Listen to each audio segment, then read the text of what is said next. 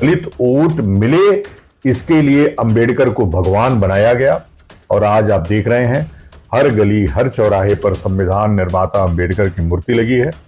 जो वास्तविक व्यक्ति है BN राव, उसका न कहीं नाम है, न कहीं चित्र है, न कहीं फोटो है और ना कोई उपाधि है। आप सोचिए असली संविधान निर्माता कौन था, अंबेडकर का योगदान क्या था, देश को बांटने के लिए अंबेडकर ने क्या क्या किया, हिंदू धर्म को कमजोर करने के लिए अंबेडकर ने क्या किया।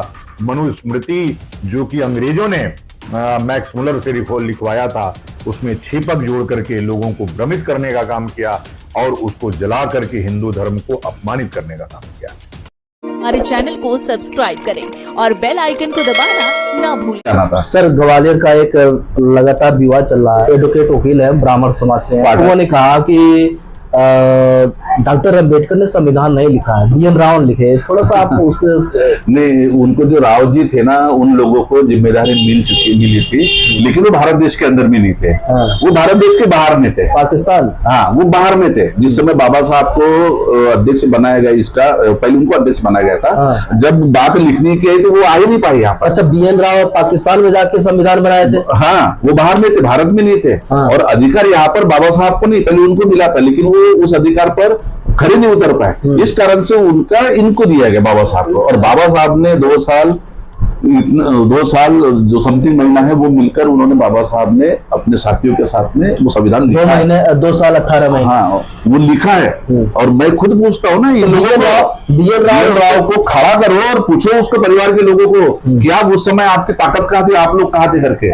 आपने कौन का संविधान के अंदर में कौन सी कलम, कौन सी धारा डालो करके, तो BN राव को पता चलेगा ना। BN राव कमेटी के अध्यक्ष थे कि क्या थे? डॉक्टरिंग कमेटी के अध्यक्ष थे, क्या थे? उनको बनाया गया था अध्यक्ष, लेकिन वो खड़े नहीं उतर पाए ना। वो चलाए नहीं चलाए, उन्होंने हाथ ही नहीं डाले, क्योंकि उनको लिखना ही नहीं समझ रहा था। अच्छा, तो मैं क्या लिखूं करके। उन्होंने बनाया गया था, ये भी सत्यता है।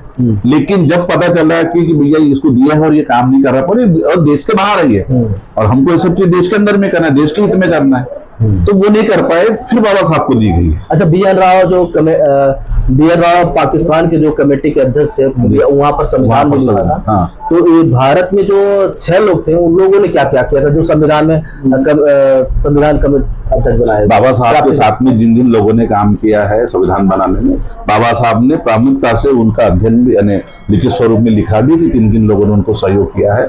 ड्राफ्टिंग कमेटी के अंदर में जिन भी लोगों ने सहयोग किया, मैं उनके लिए बड़ा खुश हूँ कि उन्होंने भारत देश में एक सुंदर संविधान लिखने में बाबा साहब के कंधों से कंधा मिलाया। और बाबा साहब ने SC ST OBC माइनॉरिटी को जो अधिकार दिया है, मानव को मानवता से जिंदगी जीने का, है ना, और महिलाओं को मान सम्मान से जीने का, आरक्षण देने का अधिकार, तो इसीलिए इस संविधान को हम लोगों ने सर्वप्रथम मानना चाहिए। जो 6 लोगों में से BN राव का स्थान कहाँ था? अभी BN राव थे ही नहीं वो 6 लोग। तो मतलब BN राव संविधान में कुछ भी नहीं कर रहा है।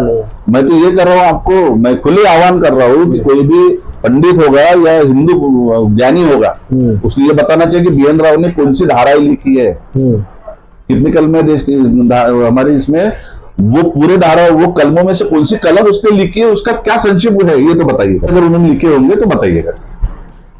तो ये लगातार वहां पर ग्वालियर में BN राव को लेकर चर्चा चल रहा है। एक जो सूरदास से है, मठ से पुजारी है, वो कह रहे हैं कि BN राव ने लिखा है, बहुत पहले चर्चा में लाना चाहिए था।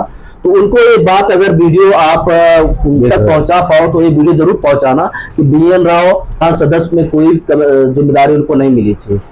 ये वीडियो आपको कैसा लगा, ज्यादा से ज्यादा शेयर करें और ये जो बाबा है, मठ के पुजारी है, उन तक जरूर पहुंचाएं। धन्यवाद। हमारे चैनल को सब्सक्राइब करें और बेल आइकन को दबाना ना भूलें।